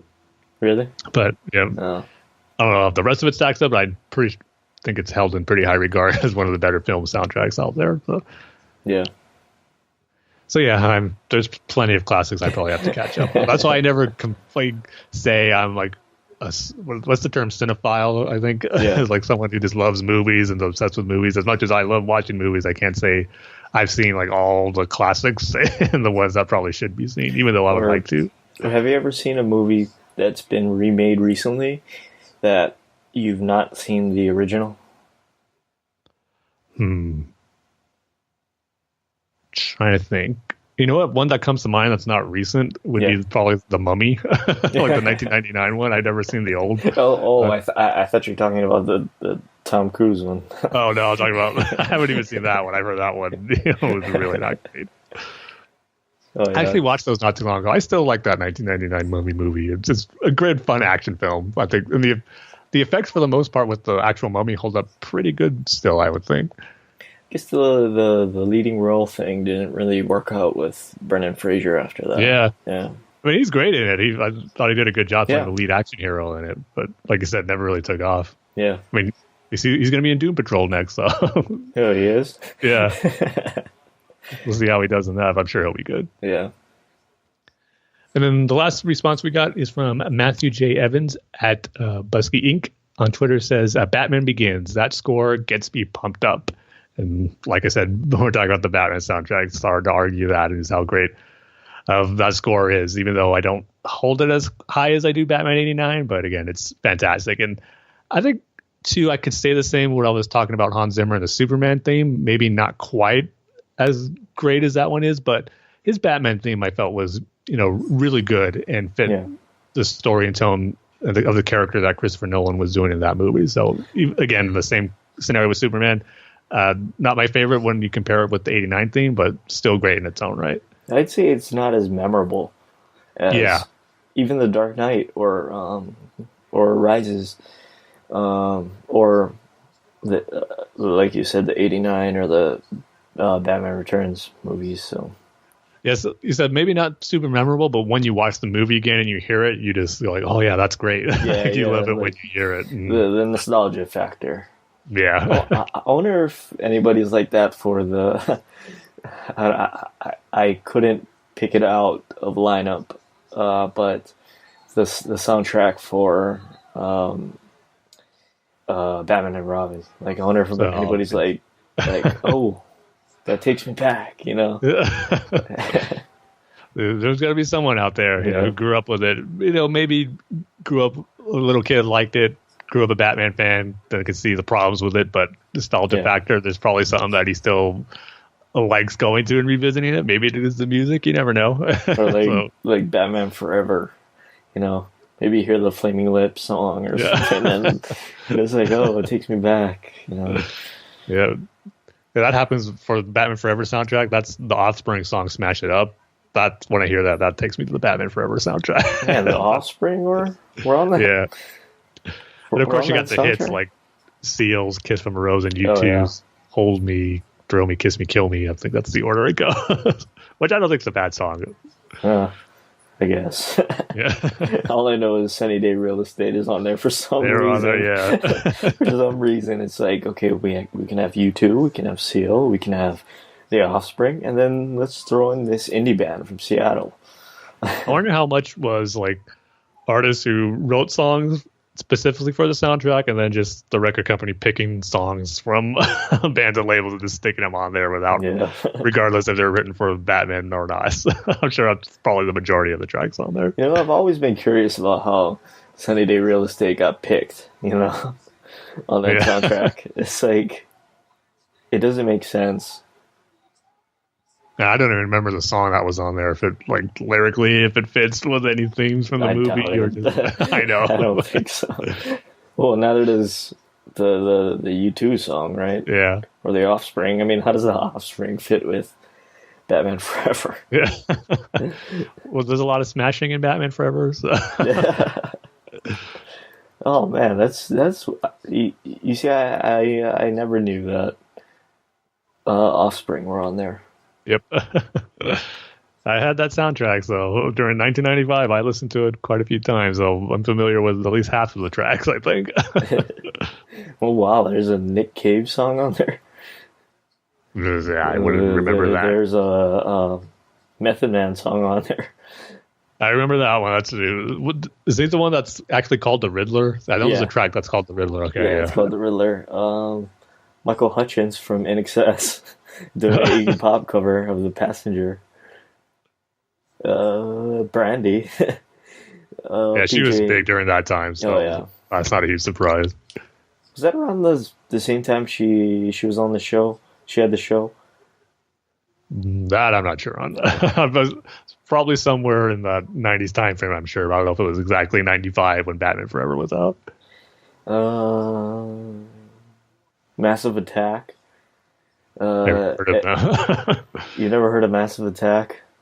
The alternative British music. I haven't. Maybe it's one of those bands where I don't know where I have heard of them. I just don't know it. Yeah, because I'm not familiar with them at all. I think so. I think they're one of those bands. Eddie Reader. I don't know who that is. Sure, it's not Eddie Vedder. No, it's a woman. Okay. Yeah. Sunny Day Real Estate. Band called the Devlins. Yeah, never heard of them either. Yeah. And the Flaming Lips. Have heard of them. Yeah. Oh, and that's a cover by The Offspring. Oh, it is? Yeah. Who did the original Smash It Up then, I wonder? The Damned. The English punk band. Well, there's your Batman Forever soundtrack recap, so in case you were wondering. It also got a 3 stars on AllMusic. Well, I guess higher than I thought it would. Sometimes not so great movies have good soundtracks. The Godzilla soundtrack from '98 was actually pretty good. Did it have hit songs with artists, or was it just like a? No, well, that's actually bands I like on. Like Foo Fighters had a song on there. Rage Against the Machine had a song on there. Oh, really? Yeah. And Green Day had a remix version of Brain Stew on there. It was like Godzilla noise effects, sound effects, I think. Let me take a look at that one. Godzilla the album. Yeah, that's what it was called. The Wallflowers, Heroes. Puff Daddy, right. Featuring Jimmy. Oh, I remember that. Yeah, that's right. Jimmy Page. Jamiroquai. They did Kashmir. It was the cover of that. Or it was just the guitar riff from Kashmir, right? Puff Daddy ruined it. Oh, Rage Against the Machine was on there. Yep, that was a good track. Ben Folds 5, Days of the New. Really? Yeah. It's called Air. Days of the New. Fuel. Oh, I remember that band. Yeah, I remember them. The name Hemorrhage, too. Right? I'm not familiar with most of their songs, but I remember the name. Foo Fighters A320 A320. That's actually one of my favorite Foo Fighters songs, Really? especially when it comes to their non-album tracks. That one's one of my favorites. I love it. It's a long one. It's 5 minutes. Yeah, it starts off with violins. It's kind of slow with orchestra stuff in the background, but then it gets real heavy at the end. Like one of their, I think, heaviest outros. I love it. Green Day, Brain Stew, Silverchair. I remember That's that right. band. Silverchair was on it. What song was it? It's untitled. Oh, Yeah, it's an untitled song. So, band called Fuzz Bubble. Fuzz Bubble. I don't know. Rock power group band from Long Island. Okay. Yeah, and I don't know who these people are. Oh, I think still a good solid soundtrack of good bands from the 90s, I would say, on there. Definitely better listening to the soundtrack than watching the movie. All right. So, yeah, that's our film score discussion. So thank you, Oliver and Matthew, for chiming in with your picks. And we'll continue the conversation with more music stuff, hopefully down the road in future episodes with video games and TV stuff like we talked about. So should be fun. But now we can get into our news and discussion topics for what's been going on in the Batman world these last 2 weeks. And first up, this one I've been anxiously waiting to hear your thoughts on, Dane, because we got our first image of Batwoman from the upcoming DC TV crossover event happening in December. It's a picture of Ruby Rose in full Batwoman costume. It's a poster style where it's not just a shot of her in the costume and like being taken from a studio. It's her in the costume, but you got like Gotham City in the background with the bat signal flying in the sky. So it's definitely poster style and probably I'm sure photoshopped up to a little bit. But just the costume itself, seeing it, what do you think, Dane? it's good. I think they nailed it. I mean, it's you just have to copy the J.H. Williams style, and I really like she's holding open the cape, and I like the design on the inside. That wasn't in the comics, I don't think. Yeah. It's like an original thing. Yeah, I love it. I like it. She looks good in it. So, yeah, nothing bad to say about it. Yeah, this is what we were waiting for when we heard the casting announcement, the news that she was going to be in it, just how good would the costume look. And I agree with you. I think they nailed it. Yeah. They have a pretty good track record, like I said before, with creating some, iconic costumes for the TV universe. They've had some misses on there, but for the most part, they've done a great job. And this might be their best one yet, really. Just like straight out of the comic book. They didn't deviate very much. If anything, it's really just a cape, but it still looks pretty cool in this image in here. So, yeah, can't wait to actually see it in action when the episodes air. So, hopefully she keeps it this way. I mean, they keep it this way, and it's not going to be a thing where it's going to be like, okay, now she's not going to do it with the cowl. She's just going to have a domino mask on. Yeah, we're worried about, she's just going to wear a jacket or something with the red and black. With a hood on it, Yeah. It's like, no, just keep it this way and you're fine. Yeah, exactly. And when you make it this good, you got to use it as much as I would think as possible. Right. And this crossover then in our upcoming TV series, because they did a really good job with capturing the look. So, that's good to see. One thing that we were curious about, they nailed. So looking forward to this crossover. The more I hear about it, the more it's going to sound. It sounds really, really fun and exciting with what they're planning to do on this crossover. And Jordan kind of gets into that in his email. So we'll save that for once we get to that portion, but it should be fun. And then also some more TV news. We got the first bit of casting announcements for the Pennyworth TV series, where Alfred and Thomas Wayne have both been cast in the show. Alfred is going to be playing, or will be played by Jack Bannon, and then actor Ben Aldridge will be playing a young Thomas Wayne. And once again, these are two casting announcements where I'm not too familiar with the actors in there, but in the images released, they look like they could both be good as both a young Alfred and a young Thomas Wayne. But they actually had more of a description with this casting announcement about what the show is going to be and how they're going to interact with each other. So it says that the show, of course, will follow Alfred, who is a former British SAS soldier in his 20s, who forms a security company and goes to work with a young billionaire, Thomas Wayne, in 1960s London. Alfred is described as a boyish, handsome, cheerful, charming, clever young man from London. Honest, open-faced, and witty. You never take him for an SAS killer. Alfred doesn't know how to reconcile the kind-hearted boy he used to be with the cold, calculated killer he was forced to become. He's a man on the make who doesn't know what to make of himself yet. And Thomas Wayne is described as a young, fresh-faced billionaire hailing from the East Coast of the United States, confident and extremely disciplined. this young aristocrat meets an unlikely business partner in Alfred Pennyworth. So yeah, I know the series kind of been getting a lot of jokes lately about, oh, do we really need a series about Batman's butler? But I got to be honest, I'm looking forward to it. I always felt the concept of a young Alfred could be pretty interesting. And from the description here, I like, with his military background and also how they're going to incorporate him working with the young Thomas Wayne. And then, of course, obviously built to where he would become his butler. But everything in the description here, I'm liking what I'm reading, and I think can make for a pretty interesting series. So I'm looking forward to it. But like I said, when it was first announced how it's going to be on Epix, and don't have that channel yet, so it's kind of in the same position as Titans in the DC Universe app not being available on consoles. So we'll see when it comes out what I can do to maybe check it out. So it's sounding pretty interesting to me. I'm looking forward to it. Yeah, for me, it's going to be a wait and see.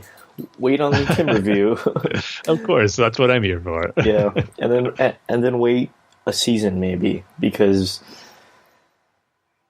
you know how Gotham kind of went, where it was like they had their own style, and then it was just sort of like, okay, it's going to be a villain of the week now. So yeah. For me, it's going to be a wait and see, probably for the first season.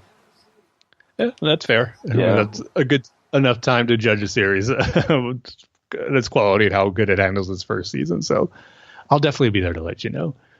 And speaking of Gotham, though, they put a trailer out recently for the next season, which most of it was really just recapping what's happened in the previous season and a little bit before in previous seasons. There was some new footage of the upcoming season, but I think the big reveal, not in the trailer, but in one of the announcements and press releases that came out for the next season, was that I don't know if it's the final episode, all of it, or like the very end, like the last few minutes, it is going to jump forward 10 years. And of course, that's probably we're going to see Batman or Bruce as Batman in the show. I don't know if it's going to be the young actor who's playing Bruce now. I wouldn't think so if it's going to go 10 years. But I will say that's the ending I've always envisioned for the show, where the last shot should be Batman and Gordon with a mustache, glasses, everything on the GCPD rooftop with the bat signal shining out in the sky. I mean, that's what they got to do. I mean, if they don't do that, it's almost like, how could you not end it that way? So I am kind of glad to hear that it will be jumping 10 years by whether it's the final scene or the last few minutes. I think that's a cool way to go and a nice way to wrap up the series. So looking forward to not only that, but just the season in general. It's only be 10 episodes. So hopefully they can wrap it up in, I'm sure a satisfying way, but in the crazy Gotham way that I'm sure sometimes will make me roll my eyes. But as long as it ends on that note with Batman and Gordon, I think it should be pretty cool. And then lastly was some kind of surprising and not surprising bit of news, but that is that James Gunn is officially going to write the Suicide Squad sequel with the possibility of directing. That hasn't been confirmed yet, but ever since James Gunn was fired by Disney and Marvel, I just kind of felt, and I think everyone else did, it was only a matter of time before Warner Brothers would come in and want him to work on a DC property. And that happened. I just didn't think it was going to be Suicide Squad. So I'm kind of mixed on this because, I love the Guardians of the Galaxy movies. And, the fact that, unfortunately, because of those bad tweets and horrible stuff he said 10 years ago, it came back to bite him when it comes to Disney and Marvel, where they let him go on Volume 3. But I'm curious to see what he's going to do in the DC Universe side of things. And I was looking forward to, because like I said, we knew it was happening. I was looking forward to see what project he would be working on. But I was surprised that it was Suicide Squad. And the reason is it just seems a little too close to Guardians of the Galaxy and that type of storytelling and characters he's going to be dealing with, the band of like misfits who are going to come together and not necessarily heroes, but they do the right thing in the end type of scenario. So it just felt a little close to Guardians, and I was kind of hoping he'd pick something a little different amongst all the different DC properties and projects I'm sure they want to get developed. So, but I'm looking forward to it still. I mean, a Suicide Squad movie in the hands of James Gunn, I think could be really, really good, knowing what he did with Guardians. So it's exciting, but at the same time, maybe a tad disappointed that it is Suicide Squad, because it just feels a little too safe and easy for James Gunn, for me anyway. But I have no doubt if he could do what he did with Guardians, with Suicide Squad, we should be in for something really good. So it's one of those things that not surprising, but surprising by the property that he's going to be working on. Yeah, I don't think it's such a bad thing, Tim. If he does sort of what he did with Suicide Squad. I mean, Guardians of the Galaxy. Sorry. The way that the DC movie universe is right now, the state it's in, I think they could use some of that Marvel magic. Yeah. So definitely. Even if it is in the same vein as Guardians of the Galaxy, I don't see how that can be a bad thing at this point. No, you're right. Yeah, I don't know. For the type of creator I think James Gunn is, I would thought he would want to do something that's a little more different and not be so close and similar to what Guardians was. But yeah, I don't know. But obviously, I was mistaken on that front. I'm not sure how it worked where Warner Brothers came to him with Suicide Squad, or they said, "What do you want to work on?" And he chose Suicide Squad. I'd be interested to hear on how all that went down to see if it was his choice or not. But yeah, definitely something to look forward to. Like I said, as much as I love the Guardians of the Galaxy's films, and it could, with James Gunn at the helm, at least in the writing aspect of it. I hope he does direct it too. But I imagine it would feel weird for him too, moving on to Suicide Squad, and yet someone else is going to be taking over Guardians, which he really kind of put his heart and soul in. And even though he didn't create those characters, he made those characters popular and resonate with so many people that the comics never did.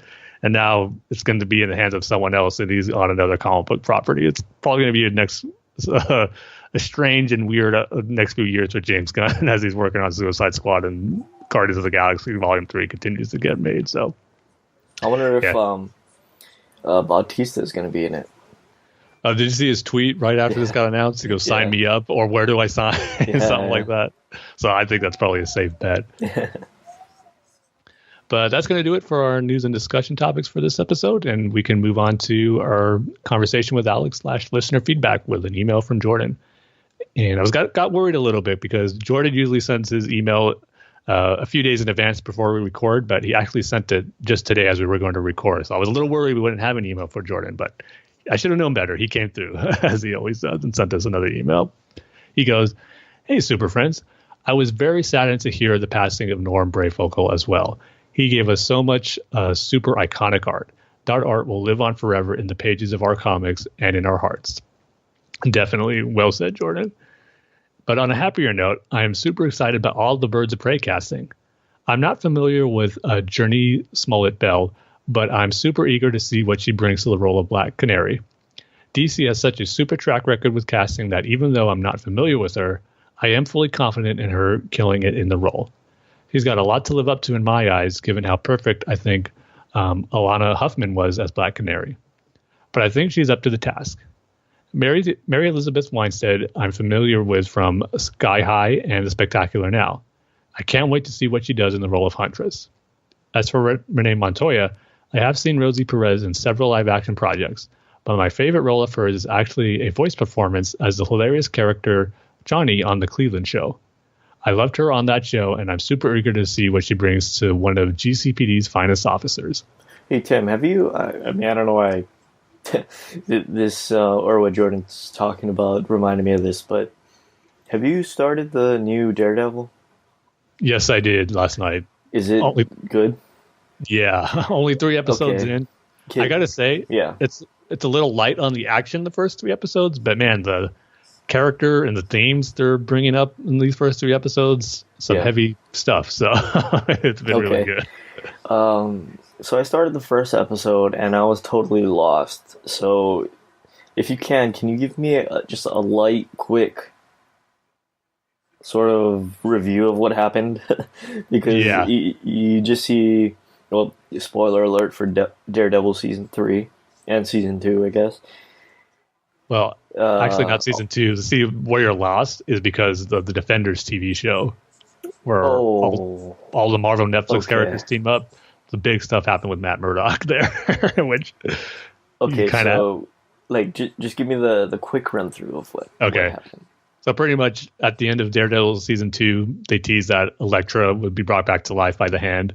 Well, she was, and in the Defenders, the thread of that story was the head members of the Hand, pretty much 5 fingers of the Hand. I think was the metaphor they were going with, but like all of them were the main threat of the Defenders, and they bring Elektra back. And so in the very last episode, Matt Murdock confronts Elektra. They have a fight. She's like not herself. She's under their control, but she has those memories of being with Matt Murdock. She's being pulled, from being bad to good. And so in the last bit, they're in this building that was collapsing, taking down the Hand, and Matt was fighting Elektra, but he was able to snap her out of it at the last second. They held together and embraced, shared a kiss. But when that was happening, the building was falling down and pretty much crumbling on them, and they were going to be trapped in there. And that's where the Defenders left things, where everyone thought Matt Murdock was dead, being crumbled by the building. But the very last shot of the Defenders, we saw him in the bed at the orphanage where he grew up and where the first episode of season 3 picks up from. So pretty much things were set up in that last episode of where Matt Murdock was at.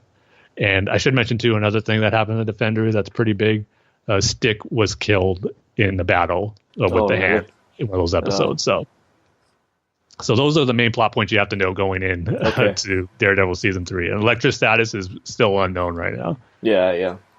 Have you seen the one camera shot fight scene yet? Not yet. I've heard great things about it. Did you? No. I haven't made it past the first episode yet because I got kind of lost, and I was waiting for you to explain it to me. Gotcha. So, I didn't want to misinterpret something, and then all of a sudden I'm talking about something completely different from what it actually is. So I'm waiting. I heard it was really good. Hopefully it's better than the season 2 one, because it looked really cool, but you could tell where they cut and they patched it together, See, I love season 2. That's probably my favorite season of all the Marvel Netflix shows, but I do know what you're saying, how it kind of feels like two different things once the Hand comes involved and mainly focuses on them. Because my favorite aspects of season 2 was the Punisher and that storyline. I thought they did a phenomenal job. Punisher's a character I never really liked in Marvel Comics, but this made me a fan of the character. This performance by John Bernthal here is just fantastic. So that's the stuff I really liked about season 2. So yeah, season 3 is off to a good start so far, but I just keep hearing it gets even better, so I can't wait. Right. But Jordan continues on. Speaking of another comic book TV show, I loved the second trailer for Titans, and now I can officially say that I loved both the pilot and the second episode. You guys have to get the DC Universe digital service and watch the show ASAP.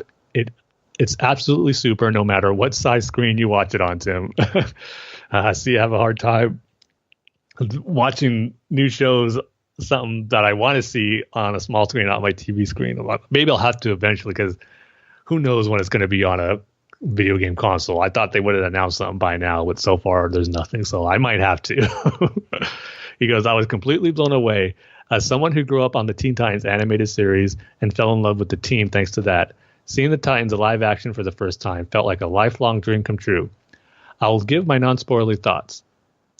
Brenton Thwaites is super as Robin. It's fascinating seeing the character so soon after his falling out with Batman. Despite playing a version of Robin teetering on the edge, Brenton brings a ton of maturity and likability to the character. As I suspected based on the trailers, they really play up the horror elements with Raven, and it's terrifying. There's a super intriguing mystery going on with Starfire that I'm super eager to see unfold. Beast Boy gets the least amount of screen time in the pilot, but even in his limited time, I'm already convinced that Ryan Potter is going to be the breakout star of the show. He captures Beast Boy's personality to a T, and I had a huge grin on my face seeing Beast Boy's powers in live action for the first time. It's truly breathtaking. The second episode features a lot on Hawk and Dove. Smallville alum Alan Richardson absolutely kills it as Hawk. He brings the super entertaining quippy sarcasm to the role. Don wears a Superman t-shirt in the episode, which made me smile. The Nuclear Family make their live-action debut as the villains of the episode, and they're just as creepy as I ever could have hoped. I can't wait for the third episode. This show is absolutely super so far. Yeah, I'm actually hearing some good things about Titans, and it's making me thinking about watching it on my iPad, which again I said why I don't want to do, but I'm getting closer and closer now. With how Jordan is raving about it, he's not the only one I've seen who said it was been really good. So I've heard it surprised some people too, who weren't too sure about the trailers going into it, how it was. But seems like it's off to a solid start so far. So I'm going to give it maybe another month. We'll see. And They'll have a few episodes by then, and then I'll have a few to binge once I do sign up for it. But come on, DC, let's get on those console apps. It's got to happen sooner rather than later. You're probably the only person that wants that, Tim. Yeah, because I don't have like the Rokus or the Apple TV stuff. Well, is it on Roku? I believe so. Yeah. Might have to bust out the old Roku. I think mine had the AV cables. Oh wow. Yeah, I don't even know if my TV has AV cables anymore. Oh, wow. Yeah. Maybe you better not. Or I might have to upgrade. I would think so if you're gonna go that route. So yeah, once I do, definitely got to do a review of Titans once I do see it, because I'm anxious to see if it's as good as everyone's saying it is. But I've seen some that's saying, it's not for them. It's a little too dark. That's kind of a detriment to it. But I don't know. Just got to see it for myself. I'm still excited to check it out, because from what I'm hearing in those snippets I'm seeing of it, it's looking definitely much better than that first trailer. So I'll have to get on it soon. But Jordan continues saying the Harley Quinn first look is hilarious. It really feels like they're taking a lot of inspiration from the Amanda Connor / Jimmy Palmiotti comics, which is what I suspected would be the case. I love the fourth wall breaking humor that we get in this first look. It is a funny coincidence that the two newest Harley Quinn voice actresses are both from The Big Bang Theory. It certainly worked out, because I love Melissa Roach in Batman and Harley Quinn, and based off this first look, I love Kelly Cuoco in the role too as Harley Quinn. The fact that Diedrich Bader is returning as Batman has me super excited as well, as I think he puts the perfect Batman voice for this tone of the show. The rest of the cast has some more names that make me super pumped too. Former Superman Alan Tudyk is who I'm most excited about. He's playing yet another DC role following his stint as Flash, Green Arrow, Superman as mentioned, Van Wayne, Reverse Flash, and his upcoming performance as Mr. Nobody. Given that former Powerless producers Justin Halpern and Patrick Schumacher are producing the show, it feels fitting that not only they are bringing Alan to their project, but also his fellow Powerless stars, Ron Funches and Natalie Morales. Hey, found Tim, them who did the voice of Harley Quinn in Arkham City? That was Tara Strong. I think that was her first time as Harley Quinn. Yeah, it's really good. It's really, really good. I'm waiting for Red Dead Redemption 2. Yeah. And to pass the time, I've been playing Arkham City. Okay. And it's super good.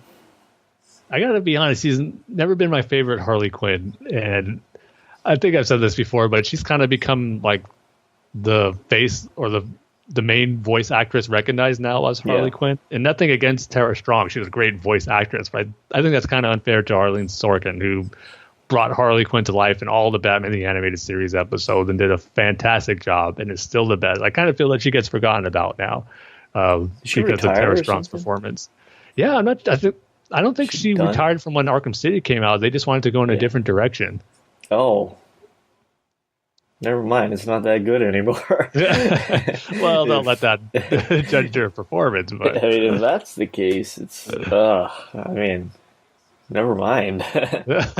Because I was just listening to, just the dialogue, and it's like, wow, she does a really good job, Like, it's what Arlene Sorkin did, but, like, she brings her own thing to it, Yeah. It's a little more sinister. It's more sinister than Arlene Sorkin's voices. It's definitely like her own unique take on it, and obviously it's worked well for a lot of people. Like I said, she's recognized almost now as the voice of Harley Quinn. So, yeah, just not for me. And I just wish Arlene Sorkin gets more credit and respect as her portrayal as Harley for being the person creating pretty much the character that we all know and love today. So. But Jordan continues saying, I found them all super hilarious on Powerless, and I'm super eager to get some more humor from them on Harley Quinn. Other standout names in the cast to me are Christopher Maloney, Giancarlo Esposito, and Tony Hale, who are also all making returns to the DC Universe after starring in previous projects. I especially really love Maloney as Colonel Hardy in Man of Steel. He's also the voice of Hal Jordan in Green Lantern First Flight, which he did a good job as well. I got to throw in the Green Lantern, you know right. Right. But everybody would know him from Law and Order or Man of Steel. Nope, Green Lantern First Flight. No, Green Lantern First Flight. And of course, you would know Giancarlo Esposito as from Breaking Bad. Well, much like popular movies I've never seen, Breaking Bad is a popular show I've never seen. So I'm not too familiar with it. Yeah. But Jordan says, I love Esposito and Hale in their previous DC roles as well, so I'm super pumped to see what they all do in Harley Quinn. I'm with Tim on the Aquaman extended video. I think it looks super. I can't believe they gave us 5 whole minutes of footage to geek out over. Aquaman and Mara's banter continue to entertain me to no end. They have super I can read. They have a super rapport. When I watched the video for the first time, I was in a public place, and I very nearly shrieked when Black Manta lands out in front of Aquaman and Mara. The whole action sequence looks breathtaking. The other coolest shot for me besides Black Manta's arrival is Aquaman in his classic suit at the end. Just whoa. And speaking of the Lord of the Rings conversation we had last episode when Jordan was naming those actors who were in Lord of the Rings and DC, he continues on that saying, not only has John Noble voiced Brainiac, which he did phenomenally, but he also played 2 other DC roles. I think I recall you saying you're not caught up, but Noble is in Season 3 of Legends of Tomorrow, both as the voice of Malice and on screen as himself. Evangeline Lilly has cameos in 4 episodes of Smallville, those being Kinetic, Visage, Accelerate, and Delete. Yeah, like I said, I haven't caught up on Season 3 on Legends of Tomorrow. It's actually a show I don't know how soon I will be catching up on it. There's been so much stuff and new shows coming out that some are falling by the wayside, unfortunately. But that's cool he was in there. I mean, he has a great voice, and Lord of the Rings, he can have a great presence there too. So that's cool. When I didn't know Evangeline Lilly was in 4 episodes of Smallville, I thought this might have been one guest appearance, but apparently she was a character who had a bit of an arc in 4 episodes. Just like I said, not remembering exactly as it's been so long since I watched Smallville. And John Noble is the dad that tries to like you're the not the king, right? He's steward. The steward, yeah. Yes. He's sort of like the caretaker. Exactly. Like he has to make sure that the bills get paid, right? And they still have a place to live on Gondor, yes. Right. Pretty much. And Evangeline Lilly is... She's in the Hobbit films. Oh, right. Yeah, I was thinking of... I got myself confused with Liv Tyler and Evangeline Lilly. Oh, yes. Was Liv Tyler? Was she or did she do Lord of the Rings before she did Armageddon? No, Armageddon was first because that was 98. Lord of the Rings was 2001. Oh, okay. Now that makes sense. I was just wondering. Yeah. Because I was bored and I rewatched Armageddon. There's a movie I haven't seen in forever, probably since it came out. The year is in 98, so 20 but you hear that Aerosmith song everywhere you go. That is true, yeah. Don't want to miss a thing? Yeah, don't want to miss a thing. Yeah. Now it's I don't want to hear a thing. Especially that song. I hear it so darn much. What I don't get about that movie is, I don't know if you've seen it, Tim, but they have these like buggies that have the drill on them, right? Okay. But like, I don't understand why they have Gatling guns on them. Well, encounter moon aliens or something. Or asteroid aliens. It's great if you ever bored at home and you want something to watch, go to YouTube and type in Armageddon commentary and then Ben Affleck, because he brings up a really good point on the commentary where it's like you have like 6 months or 6 weeks, I think it is, to train, roughnecks, oil drillers to become astronauts. Wouldn't it be easier to train astronauts to become oil drillers, right? Like, yeah, that is a very good point, actually. He actually says that on the commentary. Yeah. Like, it's a pretty interesting commentary. Like, I would buy the DVD to listen to that whole commentary. Was the writer of it and Michael Bay on there to like hear him say that and give their response? Yeah, well, he said no, because I think it's just Ben Affleck by himself, but he brought it up on set while they're filming the movie, and then Michael Bay was just like, "Shut up." That sounds about right. Oh, that's funny though. Yeah. But Jordan continues his email saying, "We got 2 new DC movies released since I wrote my last email. It was only 16 years ago that 2 years, 2001 to 2002, went by without a single DC film. And now we're in the age where we get new DC movies in back-to-back weeks. I just can't help but feeling super grateful for that and felt the need to point that out. DC Superhero Girls, Legend of Atlantis came out first, and it's our second of 3 Aquaman and mirror-focused DC films this year. I thought it was super. There's a super fun storyline where Supergirl and Batgirl has swap abilities. Mara gets a super interesting storyline as she is manipulated to doing some nefarious things for some of the film. Tara Strong gets to pull a Seth MacFarlane and talk to herself for a lot of the movie as Harley and Raven are paired up, which is a super interesting dynamic. Storm and Jumpa get a lot of time in the spotlight, and as someone who grew up on the Crypto the Superdog animated series, I always love when the Supergirl pets get focused on. A week later, Constantine, City of Demons, the movie came out, and it is super as well. It adds a whole hour of footage to what aired on CW Seed, which I already love, and the extra footage is super. It really showcases how cunning Constantine is as he pits different factions of demons against one another. There are a couple of super shocking twists, including the ending that is M. Night Shyamalan level mind-blowing. The film is both super terrifying and super emotional, and its release was timed perfectly to come out just before Halloween." And he continues saying, "We just got news that not only will the Kent farm appear in the Arrowverse Elseworlds crossover, but it will be the Kent farm. I should emphasize the, it's all capitals. The Kent farm from Smallville. I am super hyped about this. The Kent farm in general is my favorite locale in the entire DC universe, but that Kent farm is in particular I hold so dearly. I just have so many memories attached to it from my favorite series of all time. I have a feeling that seeing that Kent farm again in the crossover will give me a similar feeling to when we see Smallville High again in the Smallville episode Homecoming.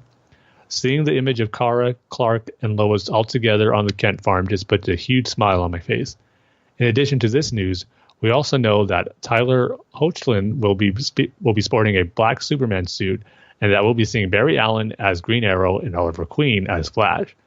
Based on the title being Elseworlds and the fact that we're getting those swapped versions of Green Arrow and Flash, I think for that part of this crossover, Tyler will be playing a Superman from an Earth other than Earth 38, and that it's a Superman who will be wearing the black suit.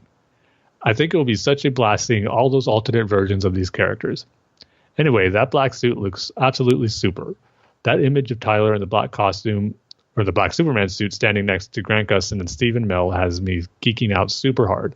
And Grant and Stephen aren't even suited up in that image. I can't even imagine how much I'm going to be geeking out seeing them all standing together in costume. Yeah, like we're talking about the Batwoman costume and the Elseworlds crossover. A lot of the stuff I'm getting excited about was Jordan mentioned here with, Superman and Lois being in it, and that they're actually going to the Kent farm, which is really cool. And yeah, having it be the actual Kent farm from Smallville is a nice touch. And it probably is in another universe, or another Earth, I should say. And I'm hoping that it's something where they take inspiration from the recent Peter Tomasi Superman run from Rebirth, where Lois and Clark are married. They're living on the Kent farm, and they have their son, John Kent. I think that'd be cool if they bring him into it, especially if it is in Elseworlds. It'd be a cool little nod to do. So excited to see that aspect of it. And then just a few days ago when Stephen Amell sent out that official poster image of him in the Flash costume and Grant Gustin in the Green Arrow costume was pretty fun, I should say. Seeing Stephen Amell with his beard with the Flash mask and cowl, it looked pretty funny. So it's going to be interesting to see that play out where they're both swapping roles. So you throw those elements in there, and then we've got Batwoman. It should be a pretty fun Elseworlds crossover story this year.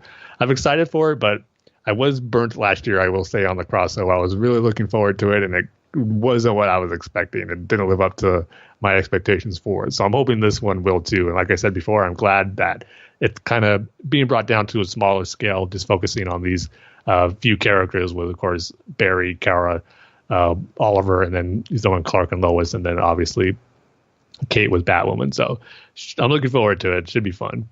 I got to catch up on the new seasons, though. I saw the season premiere of Arrow. Well, it's only aired one episode. That started off really solid. I know Flash has aired 2. I've only seen the season premiere. That was off to a solid start as well. So hopefully it continues with as it moves along as we get closer to this crossover. And as it continues with another casting announcement, or not casting announcement, but character announcement for Supergirls, he goes, "We also know that while he won't be in Elseworld, Lex Luthor will be appearing on Supergirl this season. I am super hyped about this too. Lex is my all-time favorite villain, and I can't wait to see another interpretation of him on Supergirl. I hope whoever gets cast in the role brings a similar cold, calculated performance to what Micah Rosenbaum gave us. I also think it would be super cool if he wears the Lexo suit at some point, since we've seen it on Supergirl twice now, and we've never seen Lex wear it in live action before. Plus, that makes me think even more that they are setting up for a Superman spin-off series starring Tyler as Superman, Elizabeth Tulloch as Lois Lane, and whoever gets cast as Lex. I think that is what Metropolis is being redeveloped into." Yeah, I've heard that rumor about possibly doing a Superman series, which I would love. I mean, enough of this TV series, but Superman kind of in the background. Let's get a Superman series in there with Clark, Lois, and Lex. I think that'd be great. And I love that Lex is being introduced into Supergirl. They teased him, name dropped him. They brought his sister in. They have his mother in there. And as Jordan said, they teased his exosuit, which was pretty cool. So, yeah, this is awesome. So I can't wait to see that. I still got to watch the premiere of Supergirl as well. It's getting harder and harder to keep up with all these shows I got to be on. But now with all these casting or character announcements on Supergirl, like Lex, and you got Manchester Black, who I'm looking forward to seeing. I got to catch up soon on it. But Jordan, as always, has a couple of questions to wrap up his email. He goes, "As I mentioned in the last paragraph that the Kent Farm is my favorite locale in the DC universe. So I was wondering, what are your top 5 favorite locales in the DC universe? Mine are number 5, the Smallville Beanery. Number 4, Nell Potter's house. Number 3, the Talon. Number 2, Smallville High School. And number 1, the Kent Farm." Yeah, for me, I'm going to go with number 5. This one might be a little strange, but I just like it. There's the Iceberg Lounge. It's just a section in Gotham, of course, run by the Penguin, a nightclub. I just love the look of it, of how it's looking like you're in the Arctic. In the center, there's the water with the icebergs sticking out in there. It looks best in Batman the Animated Series in the new Batman Adventures. I love how that nightclub looks. So I'm going to give that one some love. It's one that probably doesn't get mentioned too much. But then number 4, these next ones are going to be, probably the standard for great DC locales, which are my favorites. Number 4 being the Mascara Paradise Island for Wonder Woman. Number 3, Oa, which in the comics isn't around anymore. The Green Lanterns make their home base on the living sentient planet Mogo. But Mogo's cool, but there's just something about Oa that I think is really special. The number 2, Fortress of Solitude, of course, Superman's home where he goes just to be with himself. I just love the iceberg look of it, and just all the Kryptonian like statues, artifacts, and just little pieces of home that Superman has in there. Like in the animated series, I love how he has almost extinct species being as sort of serving like a preservation for them there. Just really cool stuff. The number 1, of course, is going to be the Batcave, and even / Wayne Manor. I'll put both of them on there as one. How can it not get better than the Batcave? The layout of it, all the trophies that are in there, the super Bat computer garage full of awesome Batmobiles, just the dark ambience of it. I mean, it doesn't get better than that. So that'll be my number 1. How about you, Dane? What are your favorites? Probably number 1 is the Batcave. How can it not be? Number 2 is going to be Wayne Manor in Mask of the Phantasm. Number 3 is going to be the Fortress of Solitude. Number 4, Themyscira. And then number 5, it's going to be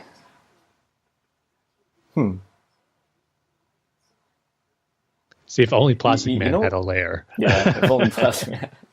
It'd be really cool to go to the outer space base of the Justice League. Ah, the Watchtower. Yeah, the Watchtower. Right. Yeah. Oh, good one. Yeah. Because they have a great Frappuccino machine of Flash from the Justice League animated series. It's to be believed. So. Right.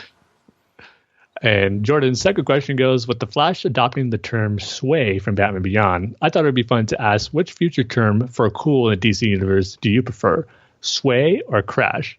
I'm partial to crash personally because of how much I love Impulse, but I love both terms. Yeah, this one's easy for me. I got to go with sway just because I'm a huge Batman Beyond fan, and that's the future term I'm so familiar with and reading when it comes to those like Batman Beyond series and into the comics. And then it was cool to kind of hear it in flats as Barry's daughter from the future is saying it. So I got a kick out of that. So I'm definitely going with sway. I don't know what you're talking about, Tim. Yeah, I kind of figured you would. Yeah. I will just say what you say, Tim. Which is sway. Sway. All right, that's it for Jordan's email. As always, he closes it saying, Klana forever. Your super fan, Jordan. Klana. Thanks, Jordan, as always, for sending us your thoughts and your reviews on DC content that unfortunately you're not able to get to watch and get into all the time, like those Legos DC animated movies and the DC superhero girls, the ones that you mentioned. So yeah, great to hearing your takes on that. It just, since I'm not able to see them, you're able to let us know how we are or how they are, which we appreciate. You know, in Smallville, did Lex and Lana ever have a relationship? Yeah, that was a big theme, I think, in season 6, I believe. So what did people call that? Like Klex? I would think so. Klex. It can't be Lana because Lana. That's Lana's name.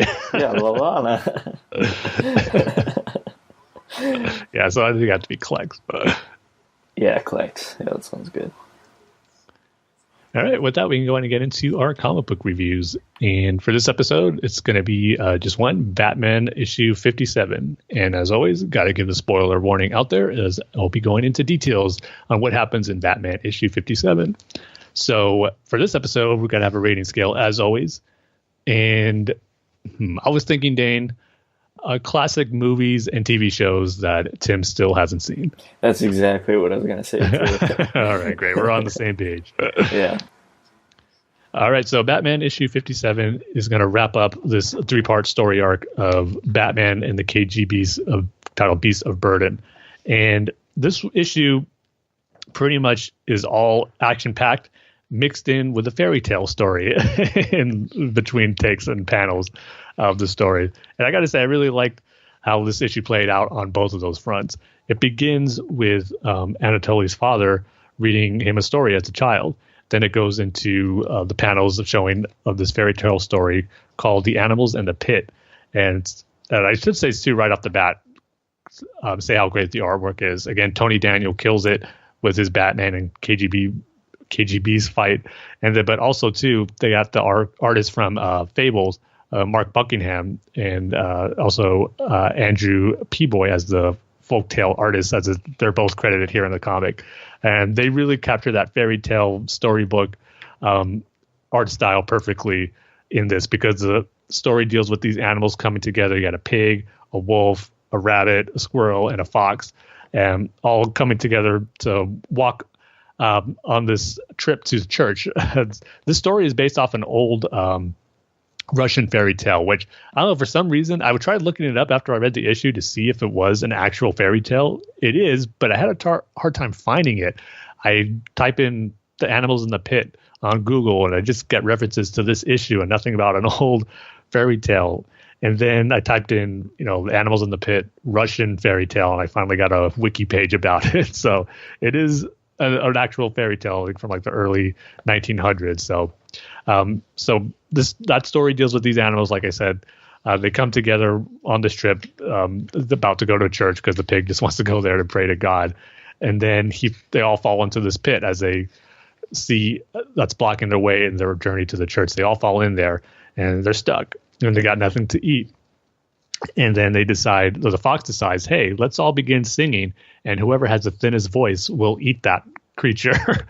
So the fox sings, the wolf sings, the pig sings, they all sing well, but the squirrel and the rabbit have the tiniest voices or the thinnest voices, and so they get gobbled up by the wolf, fox, and pig.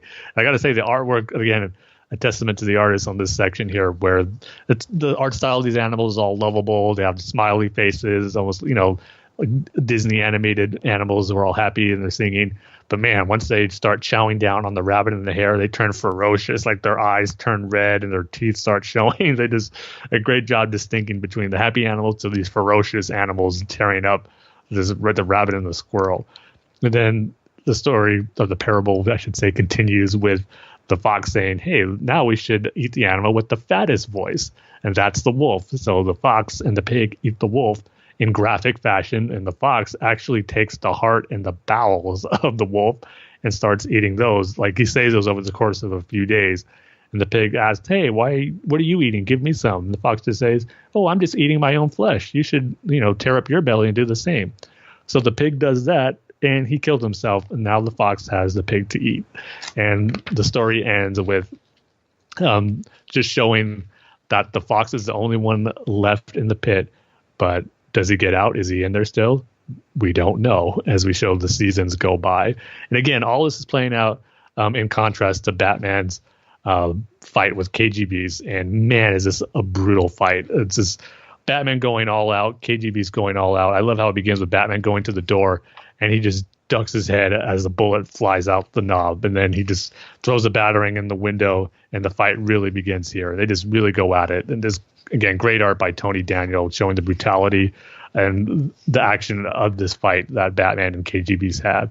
And comes to a pretty brutal end here, which I know has caused some controversy online as far as how Batman decides to defeat KGBs and what happens there. So KGBs has Batman pinned down, and Batman is grabbing his utility belt. And what he does in there, he grabs the if I could talk, he grabs his grappling hook and shoots it right in the face of KGB's, and he falls to the ground.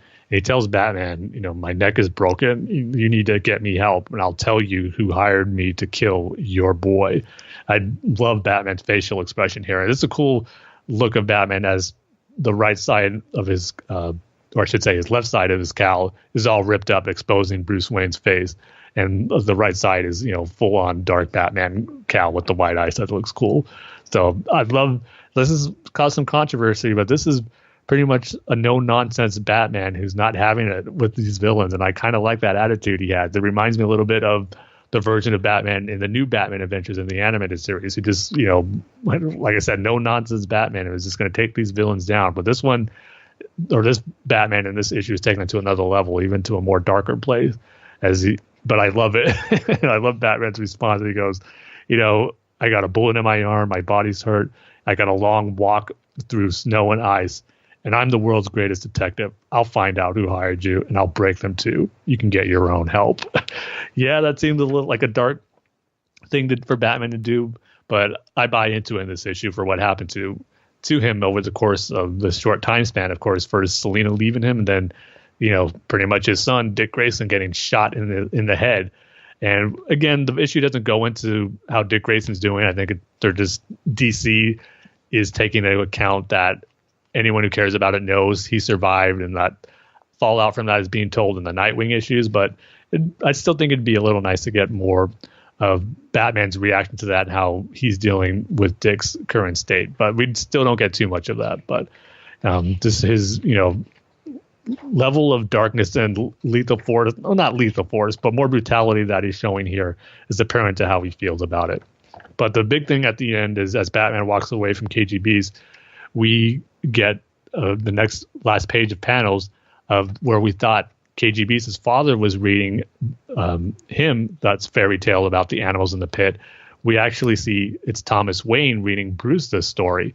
And this is kind of up for debate, I guess, as far as how this is playing out, because obviously Thomas Wayne is reading it to Bruce because we see the book in his hand. It says The Animals and the Pit. But in the first opening page, as we see KGB's father reading it, we don't actually see the same cover or the title on the book he's reading. It's, not really super zoomed into the cover of the book to make out, but it's definitely not the same as the one Thomas Wayne's reading to Bruce. So I'm under you can take it different ways. You can take it that, both Batman and KGBs are being read this story. And now it's, implying that they're both coming to a blows and kind of having, vastly different upbringings from their fathers, but being told similar stories, and now they're coming to blows together. Or you could take it, which I'm kind of leaning towards, that KGB's father was reading him a totally different story, and it kind of threw you off at the beginning, making you think he was telling it to KGB's, when in fact it was Thomas Wayne telling it to Bruce, and Bruce was the only one being told that story, maybe kind of tying into the ferocity he's showing in this issue, taking down the KGBs here. And even Thomas Wayne says, I don't know why you love this book, son, but that's the case. And the issue ends with Bruce telling Thomas, he doesn't want to be alone. And Thomas Wayne just sits in the chair as Bruce falls asleep as a little kid. So I really enjoyed this issue. It was a really cool fight between Batman and KGBs. And I just love Batman's no-nonsense attitude here. And I think it fits into the story that Tom King's trying to tell here, with the state of Bruce and how he's feeling and the state of mind he's in. And paralleling that into that fairy tale story with the different art made for a very entertaining issue. So I'm going to give this one 4 out of 5 classic movies and TV show that Tim still hasn't seen, but needs to. So yeah, that's it for the comic book reviews. One thing I got to mention, speaking of Dick Grayson and what happened to him in the story about getting shot, and how that story is continuing in the Nightwing comics. Did you hear the latest thing going on with him, Dane? Did you happen to catch that at all on social media? No, I haven't. What's so it's one of those. It's not a big deal, but it's just something that makes you roll your eyes, and it's like, how long are they going to do with that? He's not going by Dick anymore. His new name is Rick Grayson, R-I-C. So it was like, okay. It was like, well, I guess people named Richard can either be called Dick, or they can be called Richard, or they can be called Rick, or they can be called Richie. It's just like one of those things. I mean, again, I haven't read the issue, so I can't really comment on it. And maybe there is a good story reason. Again, we're talking about the state of mind Bruce is in here, what's going on in his state of mind after going through that traumatic experience. But it just seems like something that DC's trying to do to get, change the character up even more. But eventually we'll know he'll go back to being Dick and Richard Grayson at some point. So it's just one of those things like, they're just trying to do something to shake it up for the sake of shaking up, I feel. But again, I can't comment fully on it because I haven't read it. So it was just funny to me to think that got such big traction amongst the Batman and DC Comics community about Dick now being Rick Grayson. But I'll doubt I'll ever call him that, no matter how long it lasts. It's always going to be Dick Grayson. So Tim, are you going to go are you from now on going to go as Timothy? No. Well, there's only a few people who can call me Timothy. That's like my 2 aunts. They're the only ones who do, and I'll respect that. They call me that forever. Or maybe for as long as Dick calls himself Rick, you have to call yourself Timothy. No, because who knows how long that'll last. Just going to be Tim. Or Timmy. Timmy's even worse than Timothy. That only lasts when you're a little kid. It's like Jimmy Neutron. Yeah. You know what his real name is? It's Jimothy. Jimothy, not James. It's Jimothy. See, Jimmy sounds better than Timmy for some reason to me. Yeah, I don't know. Like, you can be called that still as an adult, I think. But not Timmy. Yeah. But with that, that's going to do it for this episode. So as always, I'll throw it to you, Dane, for the outro. Okay, just go over to thebatmanuniverse.net, facebook.com/the Batman Universe. The Twitter handle is at Batman Universe. The show's Twitter handle is at Bat-Fans Podcast. Tim's Twitter handle is at Timmy G, and 311. I'm not changing my Twitter handle to Timmy G. Tim G311, and mine is at Dane Says Banana. And you can email the show at batfanswithoutpants@gmail.com. So with that, like we say at the end of every single episode, We love each and every one of you with all of our hearts, no matter what names we have. And how strange they sound sometimes. See you guys next time. See you next time, everybody.